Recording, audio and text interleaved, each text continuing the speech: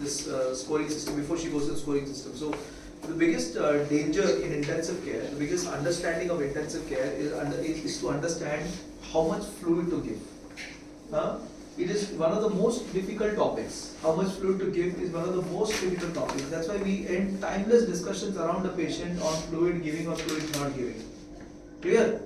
Clear on this? To understand how much fluid to give. How many discussions we have on fluid, and then we put pico monitors, we do PLRs, and then we understand what is to be done. Isn't it? It's such a difficult subject, if you ask me. And that is where all your clinical acumen comes in place to understand. Okay, so when we talk about fluid, okay, we always talk about giving a fluid challenge, right? We say let's give a fluid challenge and see. So that is not what you're supposed to do. No giving a fluid challenge and seeing. That should be out of your dictionary. You cannot give a fluid challenge and see. It is wrong to do that.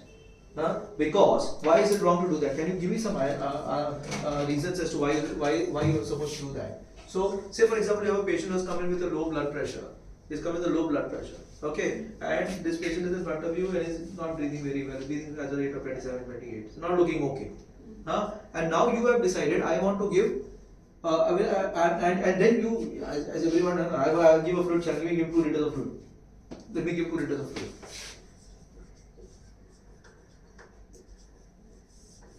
Fluid challenge. I give fluid challenge.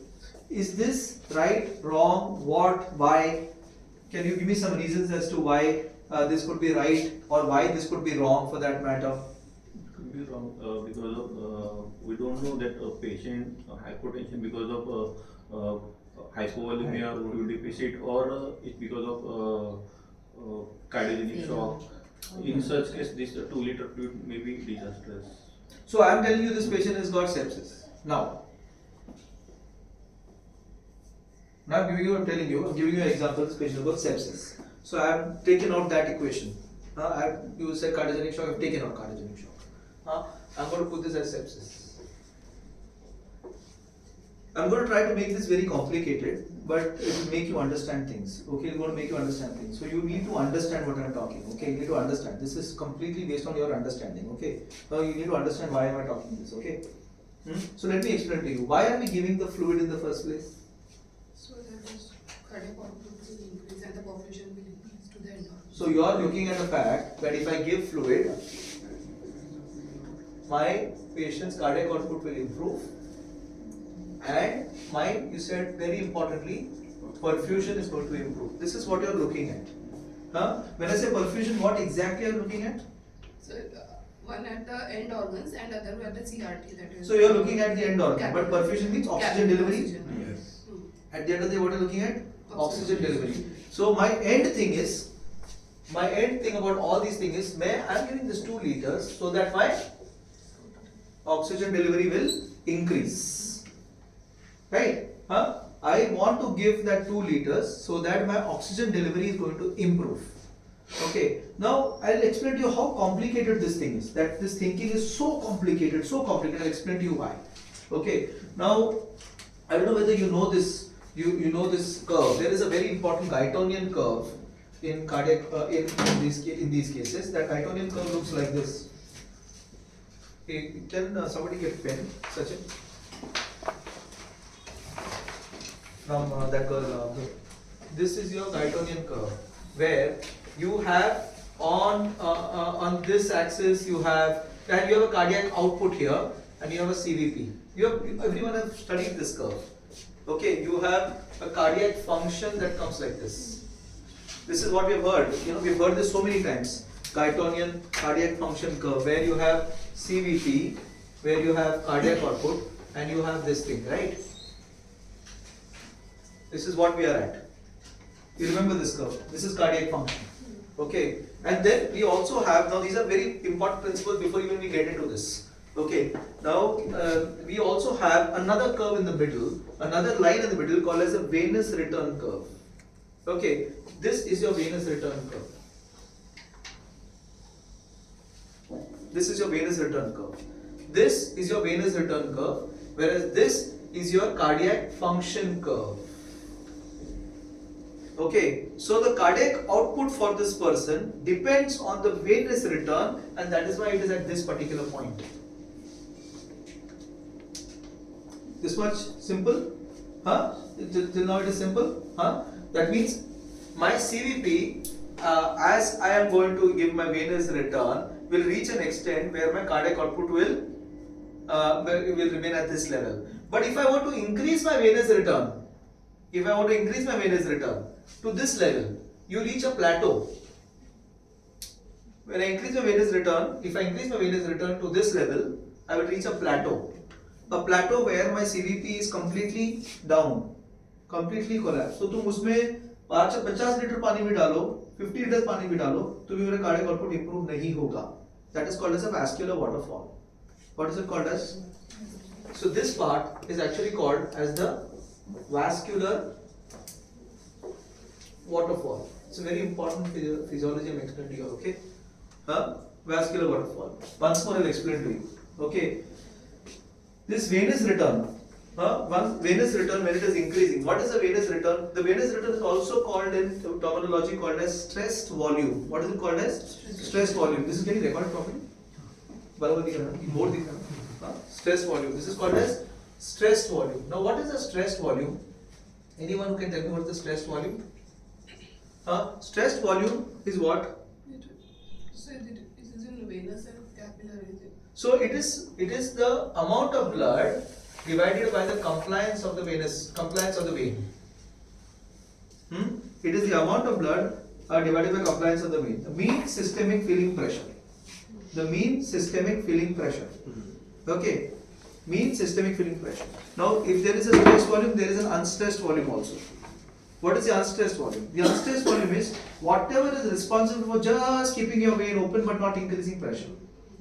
When को खाली खुला रखने के लिए, pressure नहीं बनाने के लिए, वेन को खुला रखने के लिए जो रहता है उसको बोलते हैं अनस्ट्रेस्ड वॉल्यूम. क्या बोलते हैं उसे?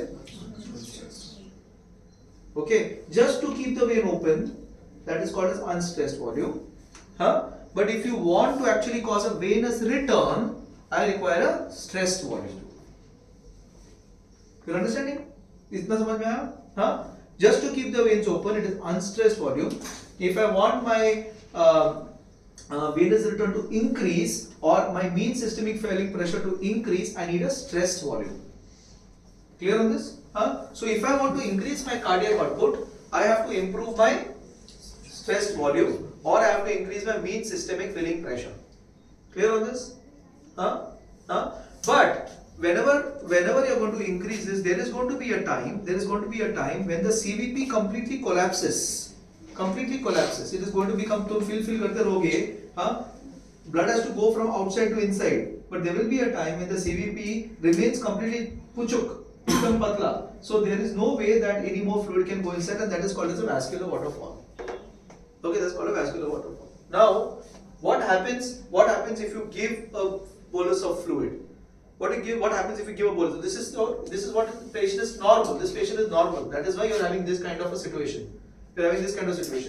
What we are expecting is that if I go higher up, if I go increase my venous return, I want to increase my cardiac output. This is what you said. I want to increase my cardiac output. Okay, so to increase my cardiac output, what I need to do? I need to actually go higher up here.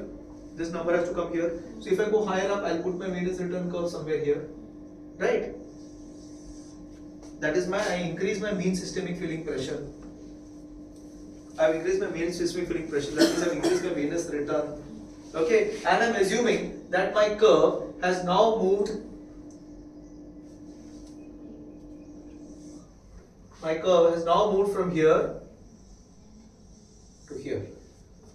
You moved that the curve has moved from here to here. That is why my cardiac output has now gone up. This is what I'm thinking, isn't it? This is what I'm thinking. Okay, but you do not know whether your curve has actually moved to this area. You don't know where your first curve was. Your curve could have been in this area. Okay, so to figure out whether my curve is in this area or this area, I do my fluid responsiveness indicators. 15% rise. Now let me go back. Now you understood this much? Your patient of cardiogenic shock would have been down here somewhere. Or could have been anywhere, you don't know. Okay. Now let us go back to our statement that we made.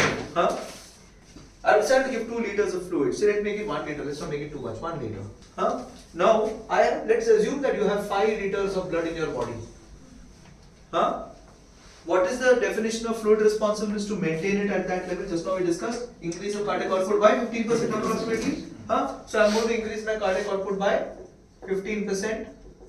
Okay. That means what am I looking at? I'm looking at my oxygen delivery because that is what doctor said. That is the oxygen delivery I'm looking at. So I'm going to look at my oxygen delivery is equal to, what is the oxygen delivery equation? How much oxygen getting delivered? Cardiac output into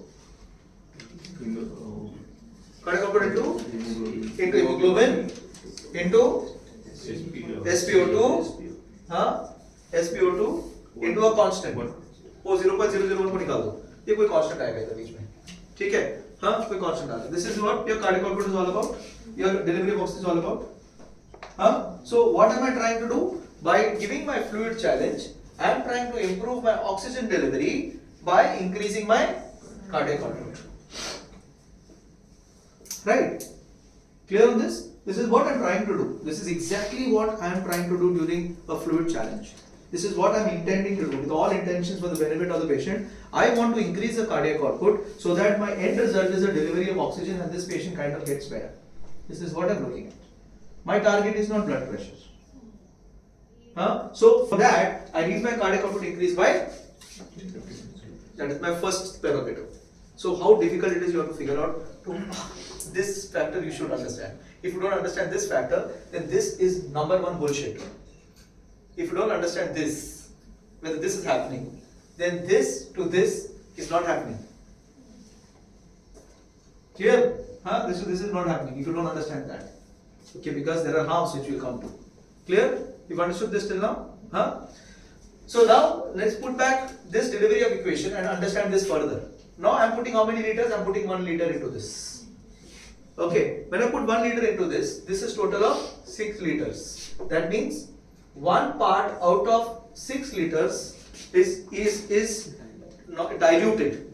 Right, diluted. 1 part of 6 is 16%. Somewhere around 16%, right? 16%. If I am going to reduce 16% here, and I am going to try to increase it by 15%, am I achieving anything? So there is a logical problem to this. You understand? There is a logical problem to this. The logical problem is, अरे यार 15% में 15% increase कर रहा हूँ, लेकिन साला 16% मेरा वहाँ dilute हो रहा है, तो मेरा delivery हो रहा है क्या? That's a logical problem here. You know, there is a clear logical problem saying अरे ये होता है क्या, ऐसा होने वाला है क्या? बड़ा big issue here, very big issue here. This is one part of the story. This is one part of the story. And this is probably also the reason that if you had to increase your delivery of oxygen, increase of hemoglobin doesn't work. It doesn't work like that. This is also the reason that if this equation you have to follow, I don't need to give fluid. I just give blood. If I have to follow this equation, which is our delivery of oxygen equation, मैं क्यों cardiac output बढ़ाऊँ भाई? मैं blood दे देता हूँ. 10 से मैं उसको 12 कर दूंगा. Cardiac output मेरा बढ़ जाएगा. मेरा delivery of oxygen बढ़ जाएगा. नहीं होता है वो. That is why supranormal oxygen deliveries have not worked. So we have a big question as to whether this is really working like this. So our logic is not right. Whether this is working or not, we don't know. The answer is that. Clear? Clear on the first part of the story? Okay. Now the second part of the story. What actually occurs in the body? What actually occurs in the body? Whenever you are given a fluid challenge, what have you noticed in real-time monitoring? Sachin, what have you noticed? For some time, the pressure goes up. Exactly. He's spot on. You said the blood pressure goes up. We don't even have the blood pressure equation in this. We've not even talked about blood pressure in this entire equation. Why is that occurring, you think? So volume. It's not volume. It's not volume. Stressed. It's not volume. It's basically temperature. It's the temperature of your water. Understanding? Your water is at a temperature of 17 degrees, 18 degrees, 21 degrees ICU temperature. Patient is at 34 degrees. You give fluid fast, blood pressure will go up. So one of the reasons why this occurs is because of hypothermia. I think there is no space here. I don't know how they want to sit. I don't want it to sit. That's my place. So you understand? So इसमें what is going to happen over here? Hypothermia. causing this? So can I say that the blood pressure is going up because I've done something miraculous? No, I haven't. It is just because of hypothermia that my blood pressure is going up. So there's another problem here, because this equation per se is again having a problem in my brain, because I'm really not doing anything to my cardiac output. I'm only causing the blood pressure to go up by causing some hypothermia. Third thing, what we know is that when we give the fluid inside of the body, within 30 minutes it extravasates out. It's a transient phenomenon. It is a transient phenomenon. So second thing, first thing is we are not certain about our delivery related issues. We are not certain about whether the fluid is actually causing an improvement in blood pressure or cardiac output is actually causing hypothermia. The third thing that we are having a problem is what? Just now what we talked? It is a transient phenomenon. Transient phenomenon. It is a transient phenomenon. That means if I am going to give the fluid, I may increase the oxygen delivery, which will immediately go off in the next 1 hour. Are you understanding? Do I want something that is unsustained? No. I want something that is sustained. If I'm just going to do this, what is the point? If it's going for 2 hours, if I'm going to increase my oxygen delivery, it doesn't make any sense. It doesn't. It doesn't make any sense at all whatsoever. Okay, so it's very, very transient. Okay, the fourth thing over here is the fact that when we are actually giving this fluid, what are we expecting? The oxygen delivery is going up and the oxygen extraction is taking place. So it doesn't mean that you deliver the good. If Amazon comes to your house and you say, I don't want that packet, it will go back. Isn't it? So at that fact, you must understand that what is going to happen at the cellular level is the fact that the oxygen is going there and the extraction has to take place. If the extraction doesn't take place, if this extraction doesn't take place, if the oxygen extraction doesn't take place, is my final destination right? No, it's not. What happens in sepsis? Our patient is sepsis. What happens in sepsis? The oxygen extraction is a problem. Why? Because the mitochondria here are kind of not working properly. If the mitochondria are not working properly, do you think that this is going to work this way? No. So there again we have a problem. The oxygen extraction becomes a problem. The oxygen extraction becomes a problem. Now let us put the entire thing in perspective. We started by saying 5 liters and we added 1 liter. Did we even talk about hypovolemia here?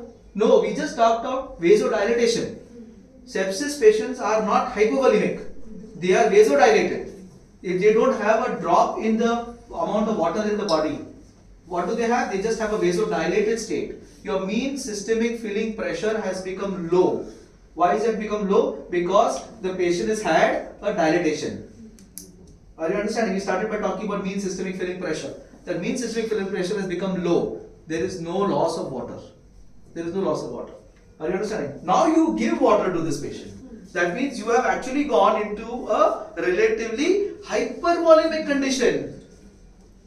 You have done something and caused relative hypervolemia, or in fact real hypervolemia. Are you understanding? You have caused hypervolemia. And what is going to happen after some time because of hypervolemia? Hypervolemia is just a part of the story. What is going to happen? Your organ perfusion that you started by telling, organ perfusion is equal to any organ perfusion in our body is equal to, what is the organ perfusion in your brain? So, per MAP minus, so renal, mean arterial pressure of the kidney minus CVP. Anything that you have in your body, the organ perfusion is your venous pressure minus. Understanding? What have you done? You have actually increased your venous pressure. We just studied that mean systemic filling pressure is going up. Okay, so what have you done? You have increased your mean systemic filling pressure or your CVP. Okay, when this occurs, what are you dropping? Your organ perfusion. So now if you think about it, how complex is a fluid challenge? If you think about it, how complex is a fluid challenge? If you want the fluid challenge to work, the patient should have an improvement of cardiac output by more than 15% with some kind of testing.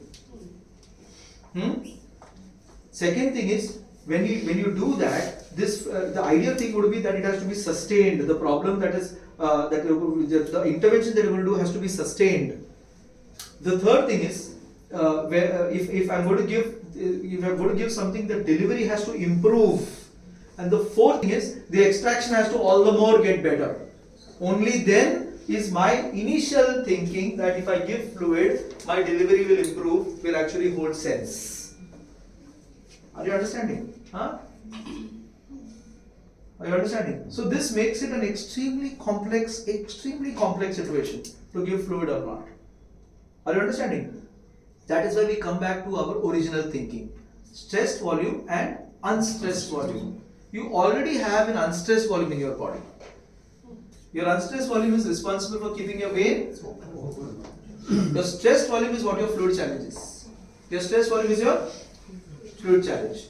The unstressed volume is not corresponding to venous return. The unstressed volume is not looking after your. We discussed, no? I showed you the cardiac function Guytonian curve where venous return comes in, and we talked that the venous return is your stressed volume, which we are going to give from outside. Okay. Now, can we use our unstressed volume to do the same situation? We can do it. All you need to do is, instead of it vasodilating, I make it vasoconstricted. Because where your stressed, unstressed volume, now that will come in play. Right? My unstressed volume will come into play. How do I vasoconstrict? Noradrenaline. Are you understanding? And that is why we say, err on the safer side, we are giving noradrenaline and not giving the IV fluid. It is safer to give noradrenaline because all that you are going to use is your unstressed volume rather than your stressed volume, which can be problematic in such conditions. Now you understand that it can be problematic. It's beautiful, no? If you think about it. If you think about it. And that is the reason that noradrenaline is the drug of choice for sepsis. That is the reason that noradrenaline is the drug of choice for sepsis. Clear? So, what guidelines say sepsis remain first fluid resuscitation? Because of the fact that your problem is this patient will die otherwise. There is so much of reduction of mean systemic filling pressure that you so let me go to the guidelines back. So what did we do in 2001? Up to 2001, we gave them loads and loads and loads of fluid. Our protocol was 30 ml, not 30 ml. Give fluid till the CVP goes more than 8. If the fluid has not got the CVP, keep on giving fluid. You kept on giving fluid, 4 liters, 5 liters, 6 liters, 7 liters. We kept doing that. Okay. And then once it has gone up. Our concepts were not clear. So what we did, we gave fluids. We thought that if I gave my fluid, my venous return curve will keep on going higher and higher because my mean systemic filling pressure is going higher and higher, and my cardiac outflow. But we didn't know that there's a vascular waterfall somewhere. Where in that vascular waterfall, how much ever I'm going to give my fluid, my cardiac output will not increase. We never knew about that cardiac output. Guyton told us so many times there is a vascular waterfall, there is a vascular waterfall, so many times, but we never thought. We thought, fluid, fill up the tank, fill up the tank, fill up the tank. This was the statement given to us. Isn't it? So I have also done this. I have also given fluids and fluids and fluids. People who used to follow the protocol very well, we used to give so much of fluids. Pancreatitis patients should be drowned.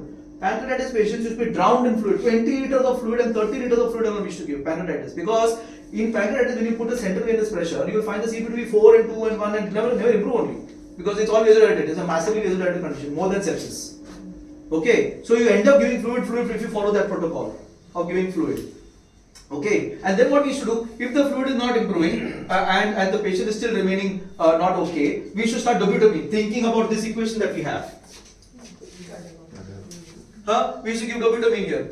Dobutamine se agar SVO2 improve here, we should follow something called SVO2. Okay, and we should think that is the ultimate marker. Now the SVO2 is not improving, delivery of oxygen is not improving, so let me increase next. This is what we did for years at a stretch. We did this for years as well. We gave fluid, we filled it up, then we gave dobutamine, we improved cardiac output, did not improve, and we always looked at SVO2 as the last marker to look at. Lactate and SVO2, not even lactate, only SVO2. It's still not improved, I gave blood.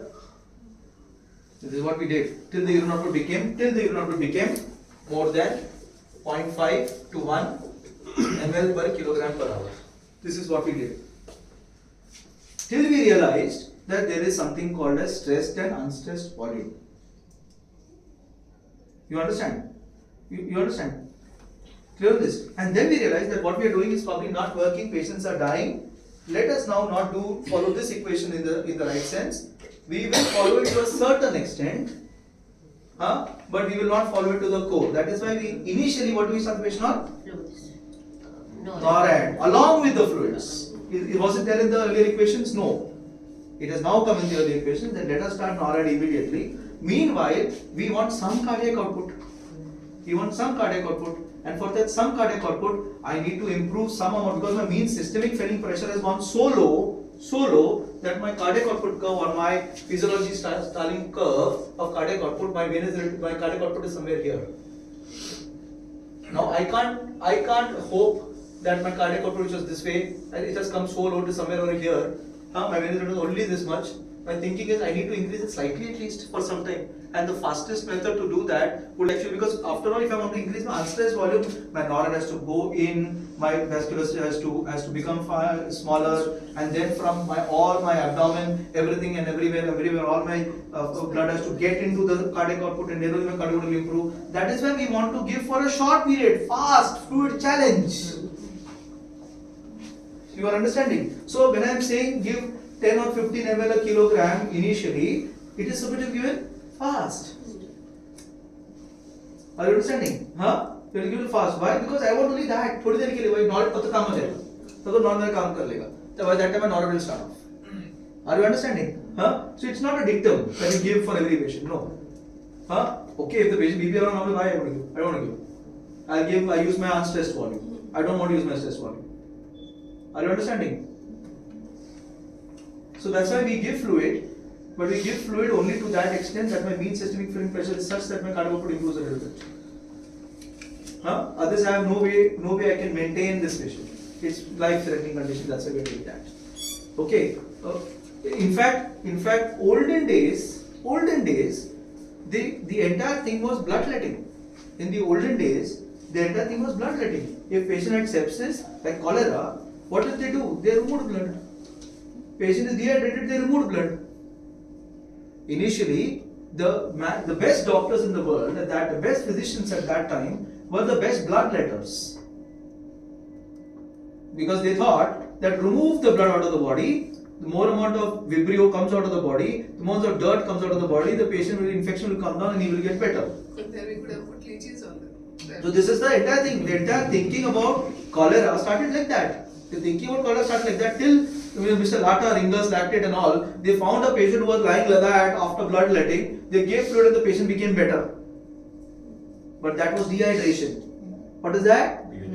That is dehydration. That is hypovolemia. That's not sepsis. That is real hypovolemia, where a person is losing gallons and gallons of water. He's losing gallons and gallons of water. That patient, definite. So diabetic ketoacidosis, definite. There my mean systemic filling pressure is not there only. He has been osmotically diuresing for the last 3 days. He's come to you for that. Cholera, definite. He's just been passing loads and loads of abdominal fluid. For him, you have to give him. Are you understanding? Trauma, definite. He's losing blood. We have to give him. But the rest of the cases, no, it is relative hypovolemia. It is vasodilated state. There, this will not be working. Well, I need to, that is why be certain, A, whether the patient requires the fluid, B, whether the patient will respond to the fluid, and C, whether after the response of fluid, the oxygen is getting extracted or not. There are 3 things that I have to look at. It's not just one thing that I can look at. But oxygen extraction we can't predict. We can't. This is a problem. That is the reason that we have to be certain. That is why it is never one thing that will work in sepsis.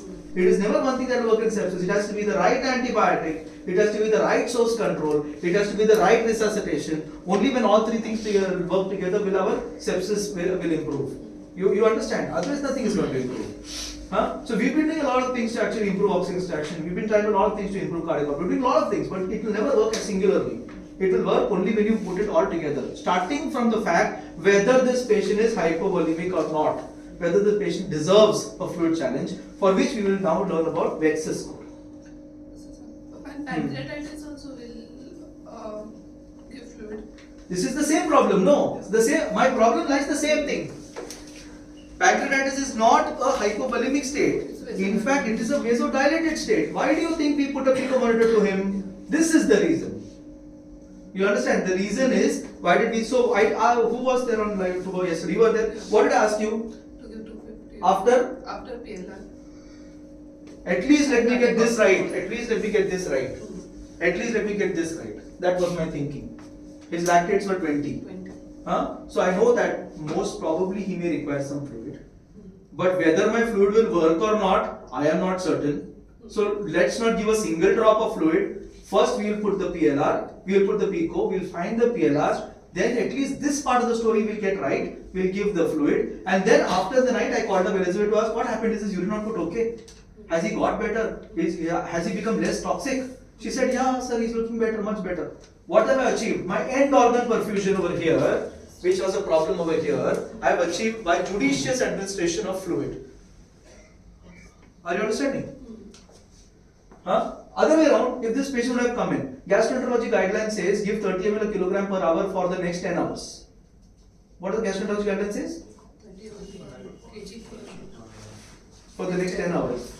Do you think I have given 1500 ml per hour? Do you think I would have given this patient? He didn't require it.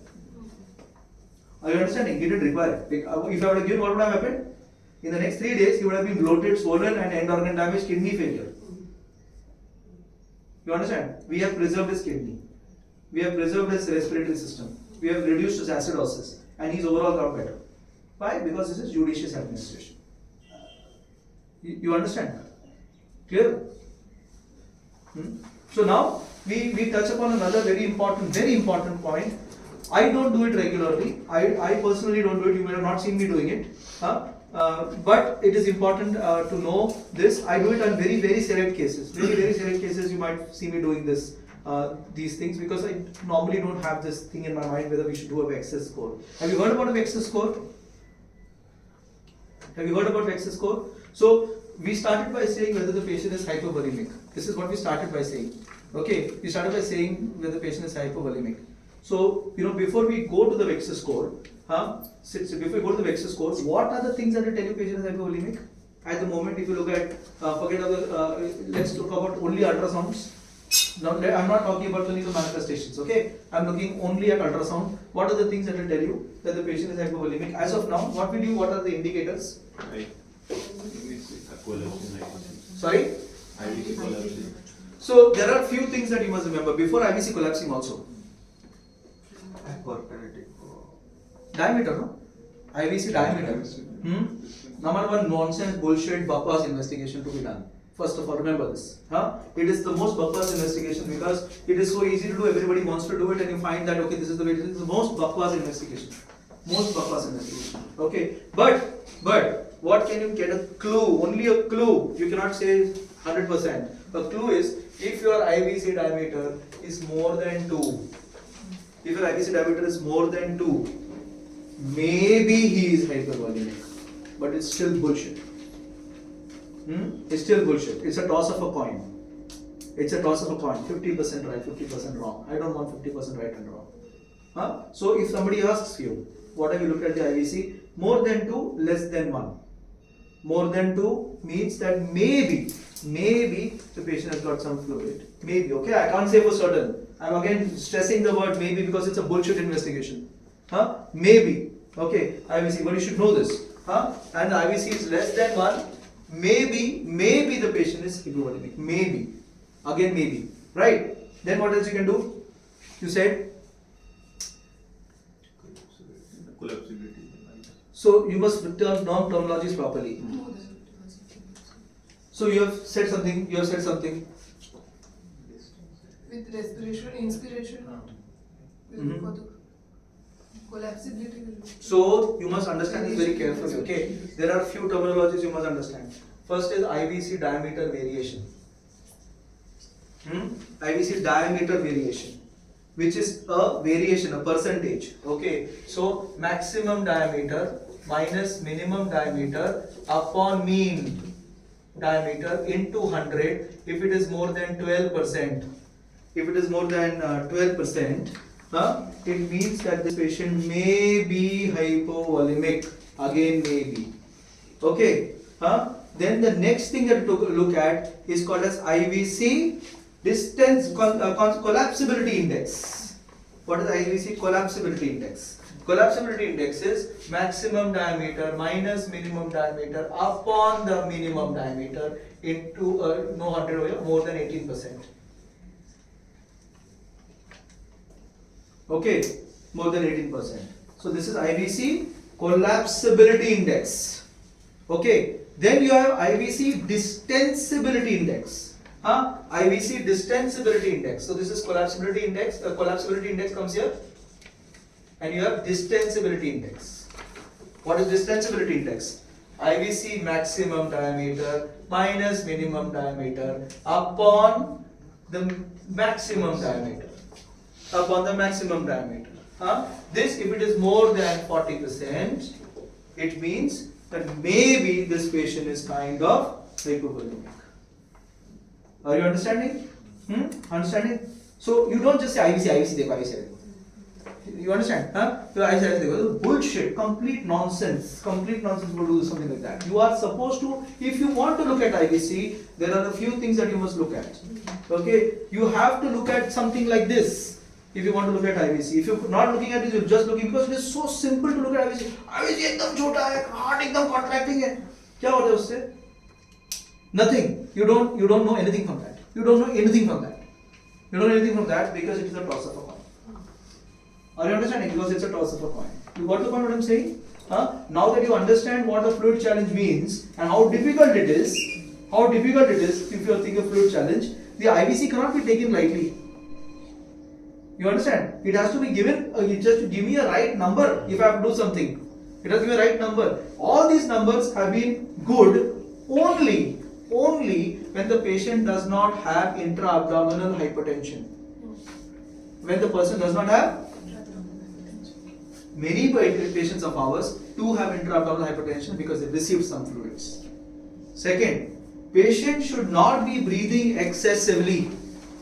Patient should not be breathing excessively. So if he is on the ventilator and he is breathing over the ventilator, these indexes may not be a great idea.